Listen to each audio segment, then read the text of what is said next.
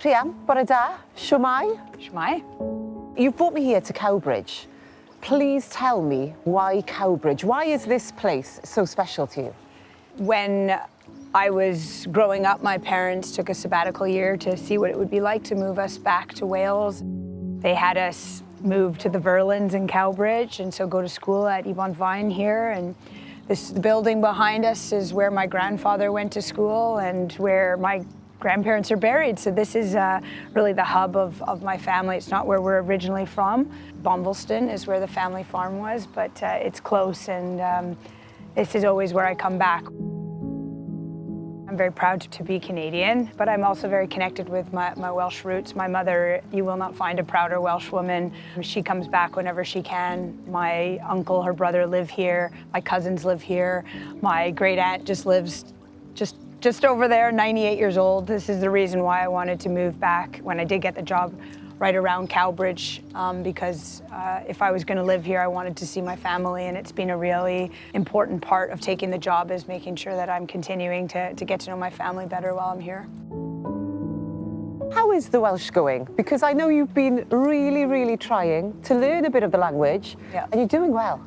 Well, I don't know if I'm doing well, but I am trying, and I think it's important to give an effort in that area. With my mum growing up in South Wales, I think she spoke quite openly that she wished she had learned more Welsh in school, which at the time wasn't happening. But I grew up in Quebec, which is the French part of Canada, and the languages are not similar, I'll be clear about that, the French and the Welsh, but that kind of interest in keeping a language alive in a country or in a province, in Canada's sake, that is surrounded by English.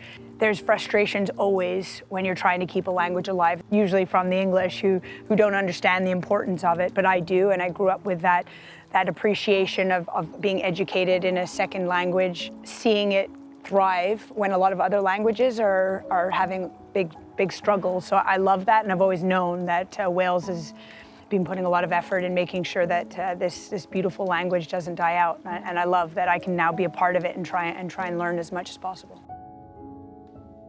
Let's talk about the football then. Yep. And the last year and a half in this job. Have you really enjoyed it? I've loved it. I've loved it all. It's been challenging. It's been wonderful. It's been hard. It's been everything, and that's what the job should be. Is it even more fulfilling knowing the history that's gone on before? Because we talk about the fight for women's football. You have this slogan, for them, for us, for her. You talk about the past as well. Yeah. So knowing the fight that many women here in Wales put in for football in Wales, does it make you even prouder? Absolutely. I'm trying to think if proud is the word, because I'm absolutely proud, but I also feel an obligation and maybe a duty. How do we make sure that these women aren't just seen as footballers, because they're not. They're advancing the discussion around opportunity.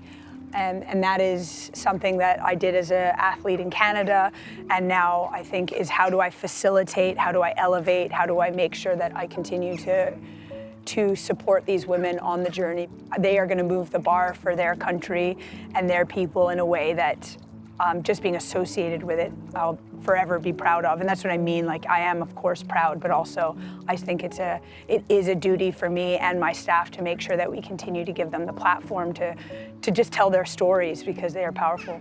And what about this group that you now have at your disposal? Because they are history makers, as are you, the first squad to make it to a major tournament for the women.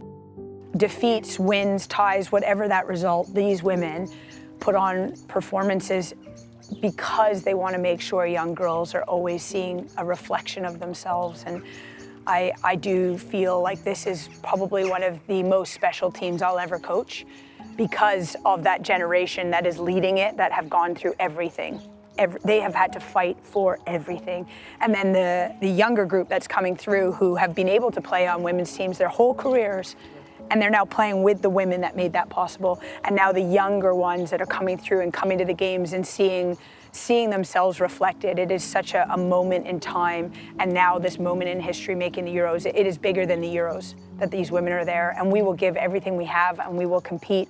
And I'm confident that we will have a spectacular tournament, but whatever the result, these women should never be forgotten, because they have really done something special here.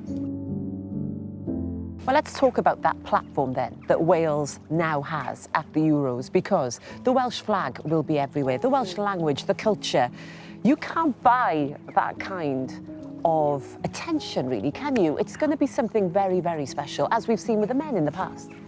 Yeah, so when I grew up in Canada, I would tell people I was from Wales and that it just had no idea. And I think for sporting fans, the men put it on the map in probably 2016 with real aplomb in that Euros. But for the women, it's been a long time coming and such a fight and opportunity now for the world to see Wales, to have to look it up on a map, to know where it is, but equally, I think, to fall in love with it, because that's what happens when Wales makes major tournaments, is other countries fall in love with us.